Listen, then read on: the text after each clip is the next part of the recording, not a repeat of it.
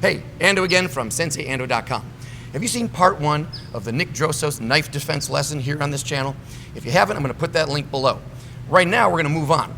Mr. Drosos, I see you have a belt there in your hands. So I'm going to teach you guys how to use a belt. Now, the reality is the belt can only be used if you have enough distance, you've created the distance, or you kind of know shit's going to hit the fan and you managed to pull it out. Now, I saw this when I was like 16 years old, like outside the clubs, people scrapping it out, they would use their belts.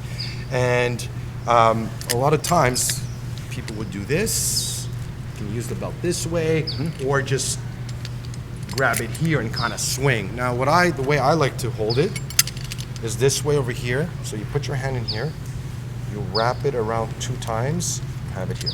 So the buckle, you can see, would hurt. Yes, so what is against the knife, what do? You're trying to create distance, you're trying to gain range, you're trying to stop momentum, you're trying to create noise. It's basically you're trying to evade and escape.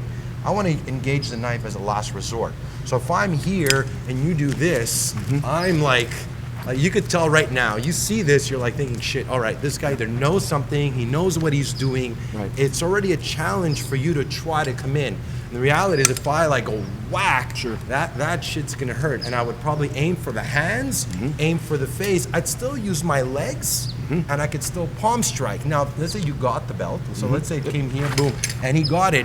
What happens is you gotta forget about the belt now, because it becomes useless. Now, a lot of times you see shit like this, where I go with a knife and they do like, that stuff's never gonna work. It works in movies because you go really fast, it looks like choreographed and shit, but in reality, the guys are gonna explode forward so fast that you're gonna have enough time to just start whacking. And as I'm whacking, I'm still using my footwork and I'm trying to move.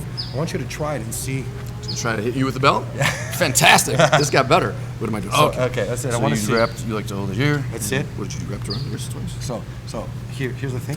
So the reason why when you grab it here, you put it around the wrist, you have a solid like trap on it. Right. And then you bring it here. Now, boom. Like you grab it now. Solid, yeah. You feel. Yep. You can still punch with it. Absolutely. And still use the other leg. Sure. So you could just move it like that. So if I'm here and I'm trying, it's like I'm like already I'm thinking shit. Right. I don't want to move in. Right. Right. It's keeping me back. Right. Now there's a defense to everything. I would probably throw a shirt, throw my jacket, throw anything to stop the belt. Sure. And then try to enter. If I was attacked, let's say with a belt without a knife, and so let's say he was attacking me with a belt. I had anything. I'd just boom, throw my hat. Try to create that distance and come in. Yes, sir. So, again, when you're looking at knife defense, it's about buying seconds. You know, you got to remember when you're faced with a knife, it's your life. And you don't need to be a fancy schmancy. Like sometimes I look at these knife videos and they're doing all this. No. I'm not scared of these guys. I'm scared of the crackhead.